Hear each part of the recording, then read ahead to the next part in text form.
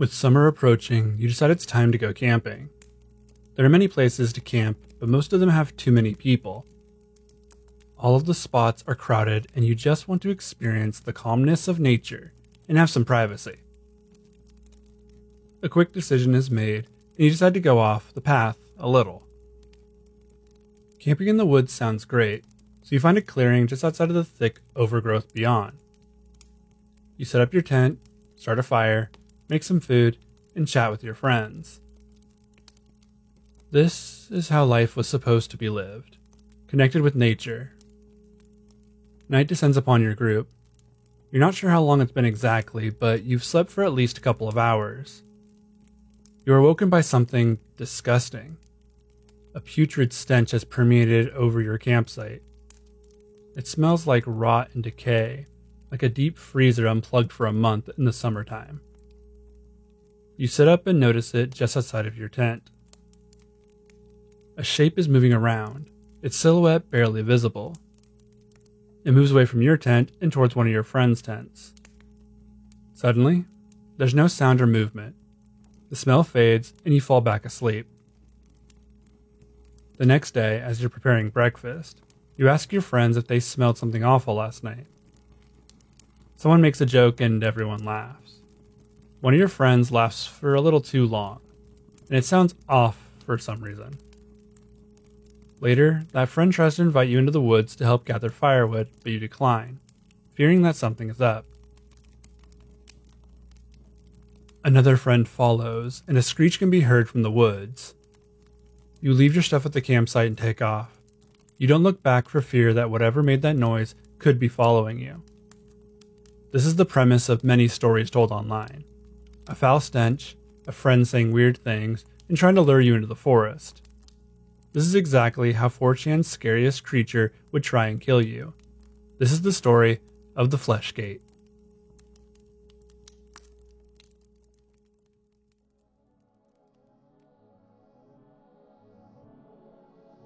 The internet is full of all sorts of monsters, some created in forums, others in videos, and still more in image formats.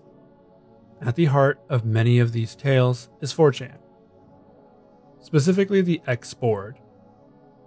They have created some of the most influential monsters to linger in the internet's subconscious.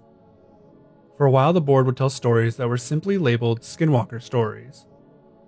Now, I've covered Skinwalkers extensively in a different video. What I didn't mention was what these stories transgressed into. The lore of the Skinwalkers was being used by the internet incorrectly, according to the official legends. So they decided they needed a new name for these creatures, which were a mix of Skinwalkers, Wendigos, and Goatmen. That new name was the Fleshgate. Fleshgate as a name makes sense, as it's literally just Skinwalker, but skin is now flesh and walker is now gate. The name makes even more sense once we get into what the creature is and how it interacts with its victims. The origins of the Fleshgate are known but not properly archived. The original post where the name was decided was something I couldn't find, but I found many sources that claim it was a 4chan thread. According to these sources, the Fleshgate was the new name chosen for the multitude of Skinwalker encounters. They wanted something they could create without having to rely on what already existed. The origin date for the Fleshgate is not known, but the earliest story I could find using the name comes from a 2013 post on 4chan. It seems to have been an already established idea by the time this green text was posted on the website, so it could easily have been 2012, especially with how early in the year that story was posted, which was February. Let's go through that story together and start fleshing out the lore of the Fleshgate. Anon posts a story starting with the time of year. It was New Year's Eve, 2013, and he decided to go camping with a friend of his. He was 20, while his friend was 26. He was a newbie when it came to camping, while his friend was seasoned. Anon wasn't convinced at first until he told him about the people they could meet, especially on New Year's Eve. Anon and his friend make it to a campsite and find it mostly empty. There were some older couples and families only. this wasn't what he was promised. He wanted to meet people and party. His friend tells him to wait for New Year's Eve for the people to arrive. They're planning on being out there for a full week anyways. They wait for 2 days and finally a group of 20-year-olds arrive, but they are a religious group. No drinking, no weed, just barbecues and sermons. He wasn't interested, but he did snag some free food from them. Finally, Anand's friend decides that it is pretty lame and they head to town together. They ask the religious people to save their spot and they agree. They drive into town and find not a single place is available to them. Dejected, they return back to the campsite and find it full. The religious folks had left before they got back, and now there was nowhere to camp. Anand decides he'd rather just nope out now, but his friend gives him another idea. They could just camp illegally out in the woods near the campsite. It was something he does all the time, so knows that he won't likely get in trouble for it. Anand doesn't think too hard about it before saying yes. The pair walk 2 kilometers, or a little over a mile, into the wilderness before they find a suitable clearing for a campsite. The spot seems perfect for them. They make food, smoke some weed, and go to bed shortly after. It wasn't long until they were fast asleep. Something wakes Anand. It was big, whatever it was. It was walking around the campground examining stuff. He could hear it approaching the entrance to his tent and turned to see his friend was fast asleep. It brushed against the tent entrance and then was gone. The size was bigger than a kangaroo, but that wasn't what unnerved him the most. It was the stench. Whatever it was, it reeked. As Anand puts it, there's also this foul smell, like meat that had been in the sun rotting for a week. The stench stung his nose even as whatever it was left.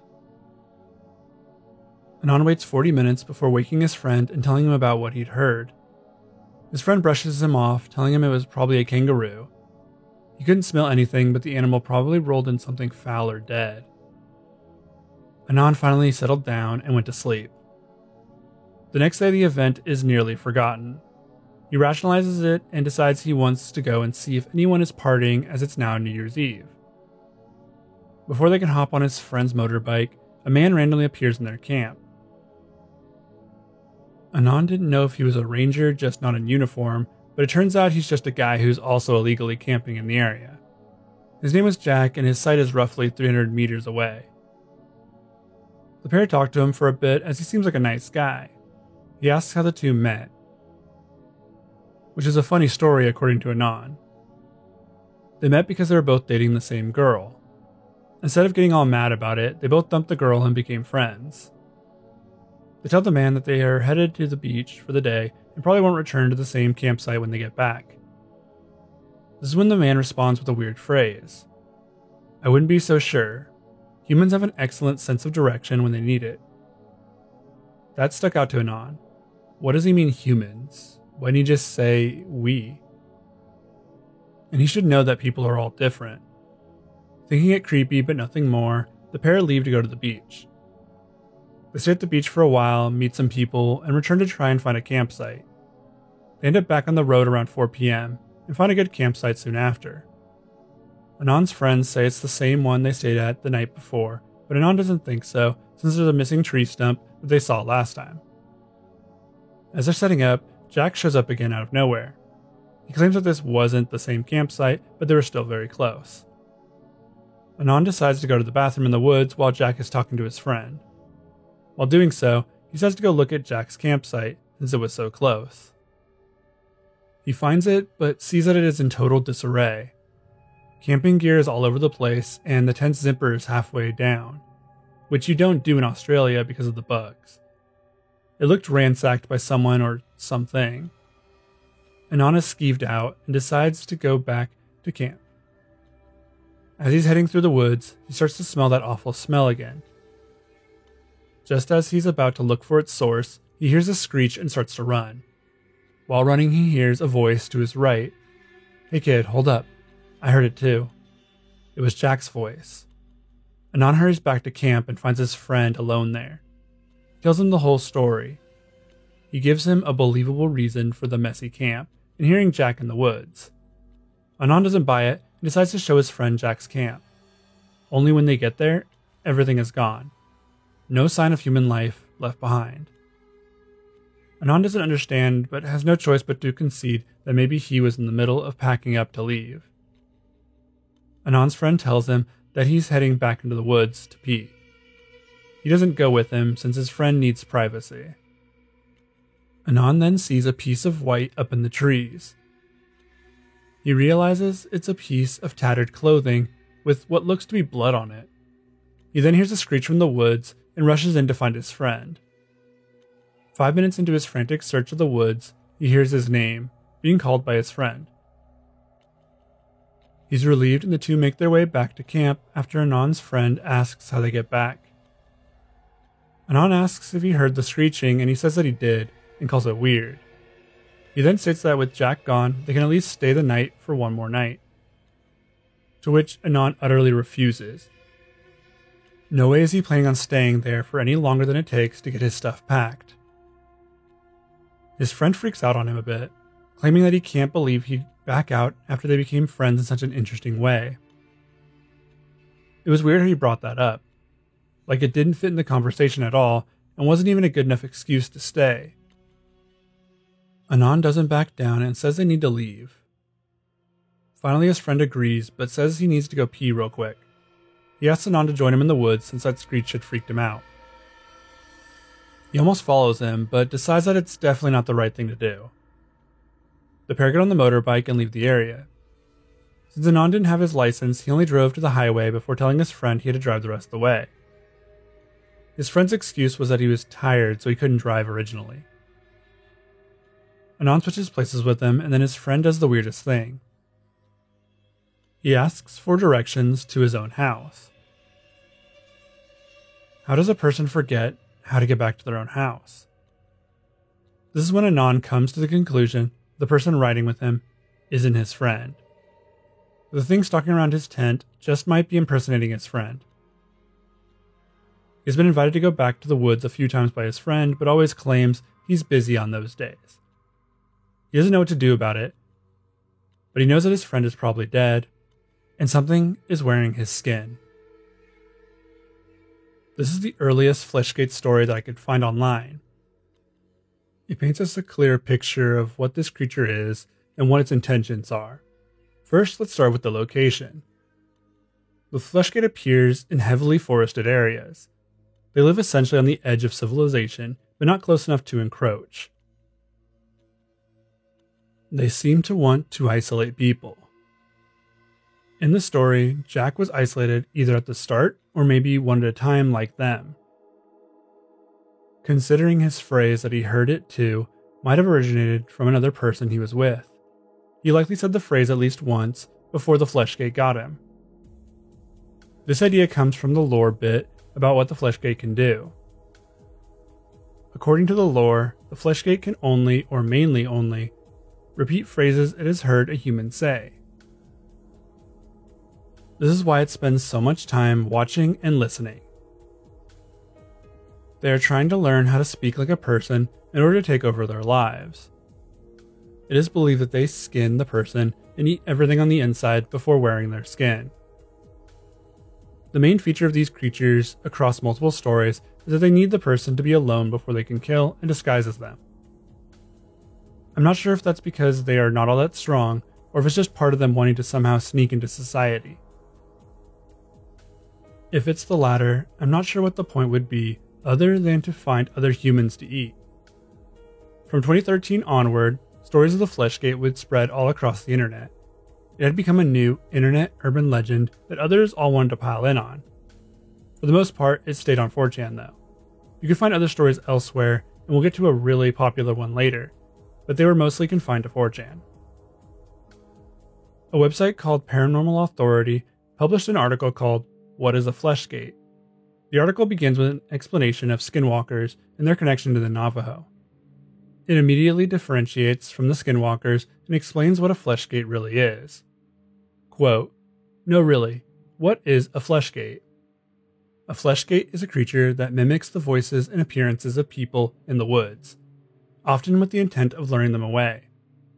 Those who have seen Fleshgates in their natural appearance claim that they are extremely tall, thin, gray beings with long claws and no hair.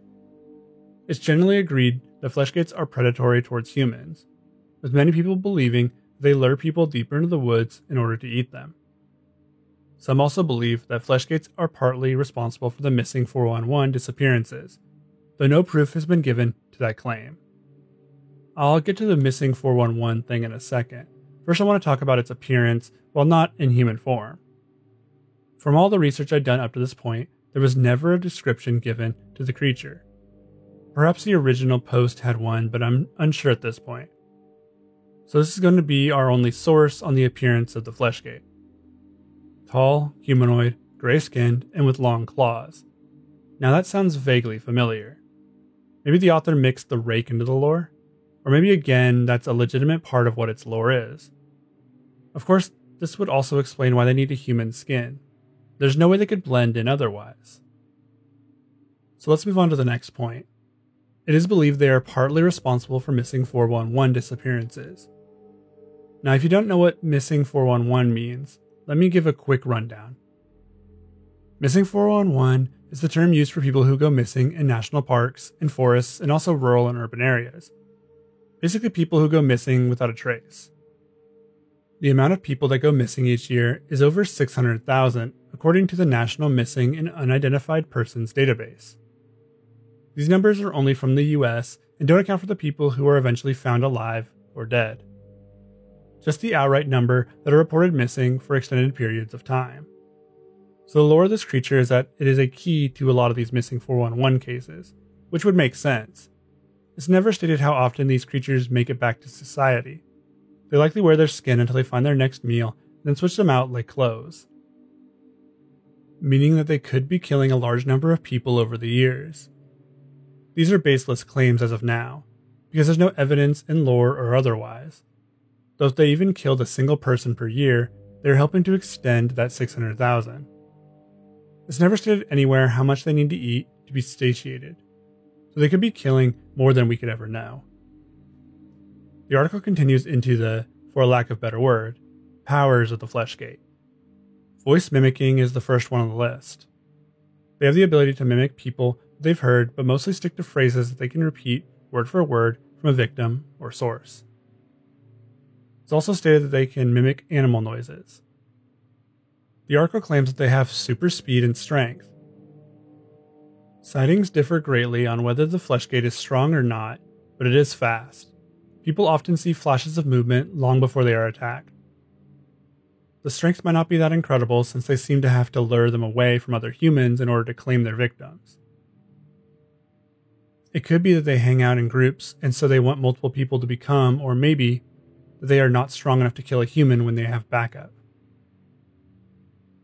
Or it could simply be a ritual that they must do before every kill. They don't want to scare off the remaining humans, so they pretend to be them and lure them into the woods until none remain. The next section discusses the origins of the fleshgate, but doesn't come to a conclusion. Of course, we know the name came from 4chan, but the idea is something that has existed since man has. People have been reporting tall, gray, long-clawed creatures since we started to share stories. Originally, stories were told for more than entertainment. They were passed down so that humans could learn from the mistakes of others.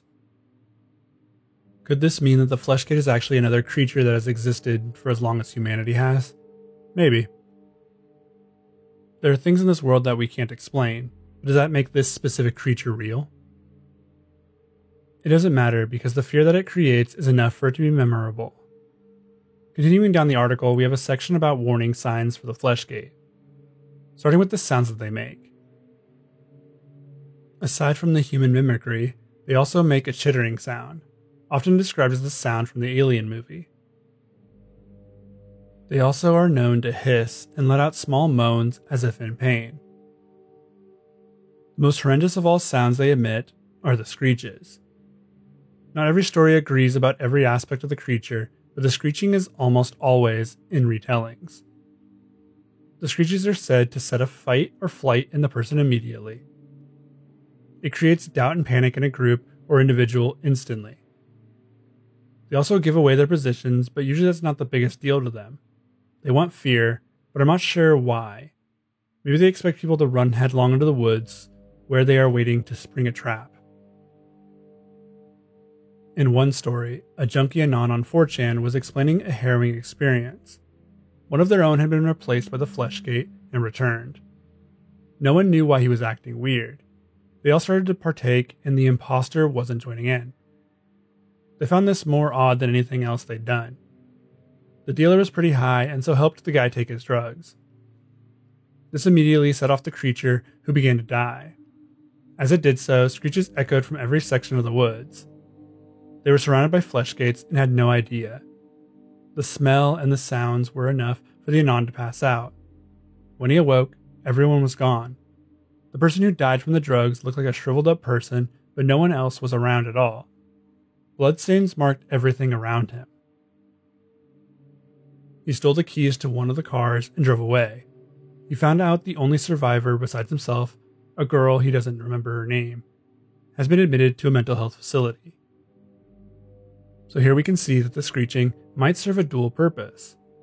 It was both them crying out for the death of one of their own and as a way to signal that they were going to attack. It also caused the Anon to pass out, so maybe it was also done as a way to disorient before attacking. The continued list states that you might hear someone you know calling your name from the woods. This could be a family member or a friend, but there's no way they would be calling your name. One person described her mom calling her, which was clearly impossible since she was back at home. When she didn't follow the voice, a sound of chattering followed quickly after. She ran from the area and was able to safely relay her story. Another big giveaway is the silence of the forest. Nature is loud, extremely so, and if the sounds of wildlife come to a complete halt, something is wrong. That is usually a telltale sign that something is in the woods and that you should leave. There have also been reports of seeing hands clawed or elongated wrapped around trees, as if the creatures were watching before quickly ducking their head behind but leaving their appendages exposed. If they have claws, they will usually leave marks on the trees, making it easy to convince your friends that you need to leave. The rest of the article are points we've already covered, but hidden in the comments section of the article is another sighting. Let me read it in full. It comes from a man named David L. Hutcherson. Hey, my name is David. I'm from Alabama. I have a question. About 6 years ago, I went to the Smoky Mountains in Tennessee to just get away and get some spiritual time in nature. I enjoy it. I picked an isolated campsite about a mile away from some cabins my family used to go to when I was a kid. I was walking on a trail, enjoying nature about half a mile from my campsite.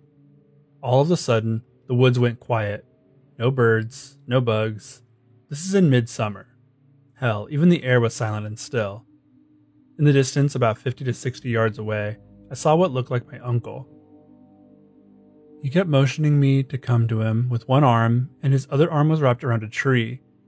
He kept saying, "Hey, come look at this over here," over and over, and his head moved almost animalistic like a bird looking around. Couldn't really see his face too good because of the trees, but all my hair stood up and this feeling of dread stuck in my gut. It was around sunset. Now the creepy thing is, I'm 33, and my uncle has been dead for 20 years or so. The thing I saw I knew wasn't my uncle, so I followed my gut feeling and ran back to my camp, packed up and left. Didn't report it at the ranger station. I just got the hell out of there. Haven't even set foot that deep in the woods since this experience. Now, could this thing have been a Fleshgate, or am I just a nutcase? I only told my mom about the experience. She passed away in September 2020, so I really don't talk to people about this. But I've always wondered if I was crazy or did I really experience something supernatural. I'm Caucasian and not Native American. I don't know if that's got anything to do with it, but can anyone help answer this? I got into the missing 411 books and my curiosity piqued. Can anyone help answer this for me, please? Now, I'm not a drug user and didn't really believe in the supernatural until this experience. Never even had any experiences like this in the woods prior or since then. If I do go in the woods, I'll be sure I never go alone again. This has been in the back of my mind for 6 years now. This sighting feels like it was just an extension of the article. Just about everything in the article is mentioned to happen in the story. But there is an interesting tidbit about seeing her dead uncle, who the Fleshgate was able to mimic. That's not something we've seen in other stories so far. So far, they've needed the body of a human to become human-like. There's so much that is unknown about the Fleshgate that others have made interesting observations in their own stories. The Fleshgate wouldn't be as popular as the Rake, but still would garner an audience. It was covered in a few YouTube videos over the years and even got a few creepypasta readings. Well, those readings come from a very popular, or the most popular, retelling of the creature. It is simply titled Fleshgate by MP Real Invective, and it is a very long story that I will summarize for you now. A man named Evan is recounting the story of loss. He is talking about a group of friends he lost while on a 2-day hiking trip with his brother. He'd recently been going through some rough times and was staying inside more than was healthy. So his brother invited him on a hiking trip with some friends whom Evan didn't know. The trip took place at a national park in New Mexico. They even provided a map of the area where they would be hiking and camping. He says that you can follow along, but it'll be hard through his recollection. So there were 5 of them as they went to the park. They crammed into Ian's Prius. Ian was Evan's brother, and he had brought along his girlfriend and another couple he was friends with. This made Evan the 5th wheel for the entire trip. The first day went off without a hitch. The group talked, mostly without Evan, and it was a nice time seeing the sights and soaking in the sun. It wasn't until night that things would start to pick up. Everyone drank that night, which made it much easier for Evan to actually join in on the conversations. And he even started to share some of his life with them. Until the question of the most awkward thing they'd ever done came up. Did Evan lie to the group? He simply lied about what the most awkward thing was, but nothing major. When he awoke later in the night to relieve himself, he was bumped into by Nadia, who was asking for help finding her lighter. She was having trouble finding it in the dark. Evan said that he would be of no help since he was still drunk and it was too dark, so he went back to his sleeping bag and knocked out. This is an important moment. Up until this point, we are told only 3 characters' names. There's Evan the narrator, his brother Ian, and Ian's girlfriend Jessica. The other 2 characters were not named. They were a couple and their names would appear in the story following this. The next day the group discussed the wild howling they'd heard the night before, and this made Evan glad he hadn't gone out into the woods. The howling was thought to be the Mexican gray wolf, but no one could be sure. They packed their stuff and headed off down the trail. After stopping again for the night, the group huddled around the campfire talking.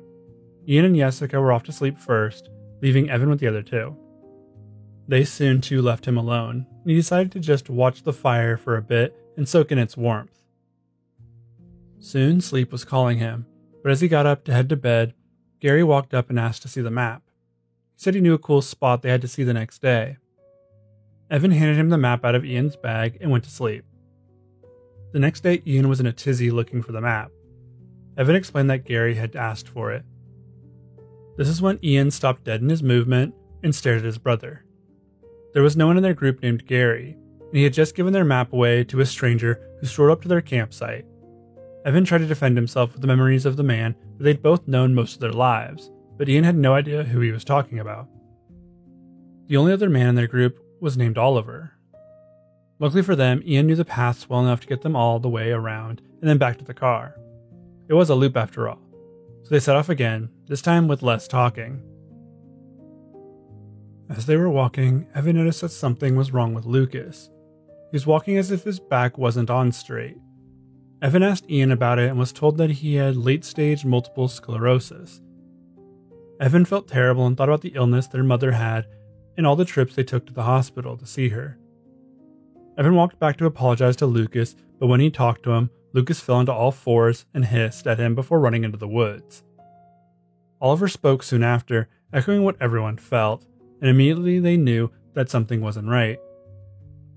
They quickly ran down the trail, putting as much distance as they could between them and that thing. Unfortunately for them, they'd run off the path and deeper into the woods. Here's an excerpt from the story about what they were thinking at the time of this discovery. The short answer is that it was Lucas. The long of it is this. There was no Lucas. Not really. I'm sorry for interrupting the story in the middle like this, but I think now is the best time to try and explain everything. I know how confusing this all seems with Gary and Lucas. The truth is, I did that because I don't think I could have appropriately explained it to you without you first experiencing it from my eyes. I don't know what to call those things, but they do something to your mind. They insinuate themselves into your memories. They wrap themselves up in a wall of your recollections, and even though you know something is wrong, you can't quite put your finger on it. Your group of 4 friends could grow to 5, and you wouldn't be any the wiser. A part of you will stupidly admonish you forever, wondering how many there were. You look at it and you recognize the face. You remember events. You remember getting drunk at a bar together. You remember them crying on your shoulder after a rough breakup. You remember everything that happened between you, but none of it's true. I don't know how it does it. It crawls into your head somehow and makes you see things in a way that benefits them. It can mold memories, but it can't mimic human movement. It walks on 4 claws, not 2 feet. It growls, hisses, and snarls. It doesn't talk. It infiltrates, observes, and waits. It was hunting us and trying to drive us deeper into the woods. It was succeeding. This is when they were starting to realize that something was messing with their heads.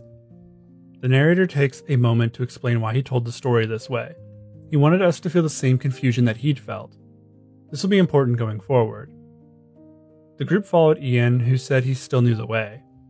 Only Evan knew that he was bluffing and hoping.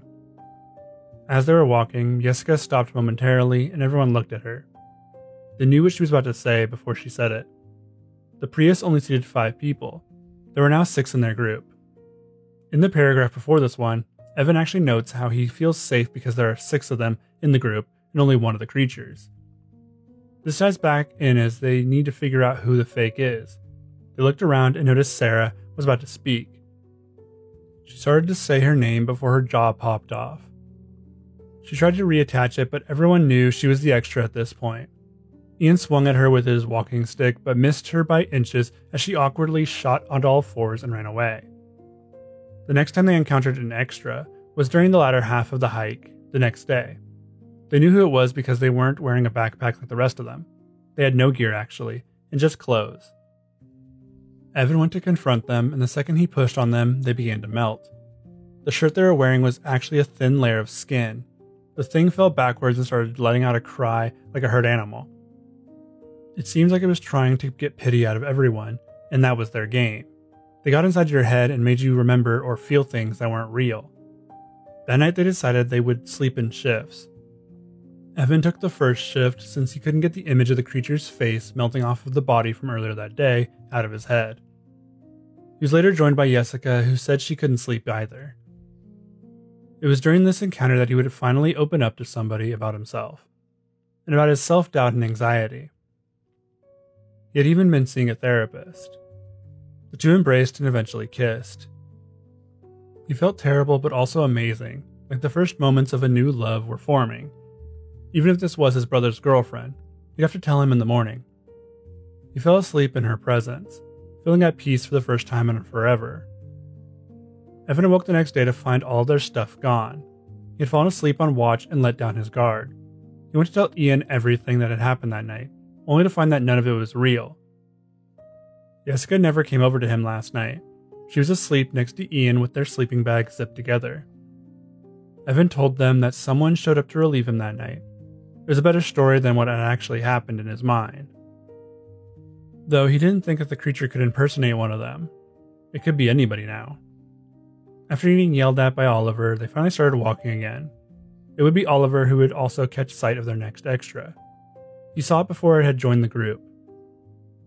He told Evan about it in a hushed voice, mentioning that making eye contact or responding to it might be how it enters your mind and creates false memories. Evan casually watched it for 2 miles, where it kept its distance before breaking off. That night was the worst by far, as they couldn't get any sleep. They huddled as close together as they could, but anytime someone would drift off, the yelping would commence. It was all part of a plan to get them too tired to fight back. With no food, water, or sleep, the group trudged onward. Evan was trailing behind his brother, watching him closely. He thought back to the mimic version of Jessica and how Ian could be one now. He could be leading them deeper into the woods. It wasn't until Ian dropped his walking stick without even noticing he'd done so that Evan knew he had to be one. Evan picked up the stick and prepared to swing with all of his strength as Ian turned to look at him. The look on his face made him stop mid-swing. His eyes were glazed over, lips cracked. He was delirious from dehydration. He wasn't even one of them, and he'd almost killed his brother over his paranoia. He apologized, but Ian didn't seem to hear him and just turned and continued walking. It felt like forever, but they finally made it to the end of the trail. They were almost back to the car now, so close to freedom. As they moved, Evan fell quickly behind. He had noticed an extra walking with them. She moved slowly like they all did, but her supposed exhausted movement looked fake and unbelievable. Evan began to talk to her, and she said her name was Heather. She spoke so normally that he couldn't tell if they were learning or if she was a real person. Before he could do anything, he was flooded with memories of her. She was his girlfriend. They would watch movies together. They had a full life together. Yet none of it could be true. She even claimed to have sat on his lap the entire drive. As he slowly gave in to his hope that she was a real person, she spoke and he knew none of it to be true. He swung the stick and shattered her jaw. He swung again and again. All the while, she tried to say, "I love you." Her head was crushed and the stick snapped by the time he was done. Only Ian had seen it, who said something about Heather. Evan urged him forward and said that he would explain later. Evan turned one last time and saw two of the creatures quickly carrying Heather's body into the woods. They were emaciated things, but he couldn't really remember the details of how they looked beyond that. At that moment, he just needed to get out of there. The story comes to an end with Evan lamenting the fact that he still remembers these people, the ones that never existed, the ones whose names and faces his heart aches for, but they were never real. This is a story that would blow up across the internet. It would take everything about the Fleshgate and make it manifest. The role of the Fleshgate in this story is very similar to a lot of the encounters we've covered so far. They have everything that is needed for a Fleshgate story, only elevated with the addition of memory manipulation. Nowhere in the original stories could I find a link to memory manipulation. I know they can make you forget the total number of people sometimes, but they can't change who you remember. This was purely added by the author, but it makes it way scarier. Imagine not knowing who is sneaking into your group each time because it implants false memories. Also, watching the creature get better at speech, or did it? This story gives us an unreliable narrator, so of course there are theories about who really was the Fleshgate. Many believe it was Amy, Oliver's girlfriend, who didn't talk once. This would make Heather a real person, and that was the reason she could talk. But if she was a real person, why didn't she scream as she died? The creature also dragged her off at the end, which could be for eating, or because one of their own just died. That's kind of the point of the story. It could be anyone. Or they actually could have gotten out safely.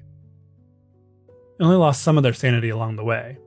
Either way, this is an excellent story, and you should read it for yourselves, or find a good narrator, as I skipped over some interesting details in my summary. So that's the lore of the Fleshgate. The creature took all the scariest aspects of skinwalkers, wendigos, goatmen, and even the rake. It became something so much more interesting, so much scarier. A story that would go perfectly around a campfire. Special thanks to my Patreon supporters, Victor Estrada, Nora Kingsley, Meme Tendo, Scout with a Name, Miriam Reyes, Joe Gillespie, Austin Henshaw, Icy Man, Bazingle, Ryoma, Richie, Bingobo25, Master Jags, Oathian, Keely Hegg, The Westbrook 33, Mads Francis, and Pystoria. Thank you all so much for supporting me. And thank you to everyone who watches my videos. I hope you all have a good night.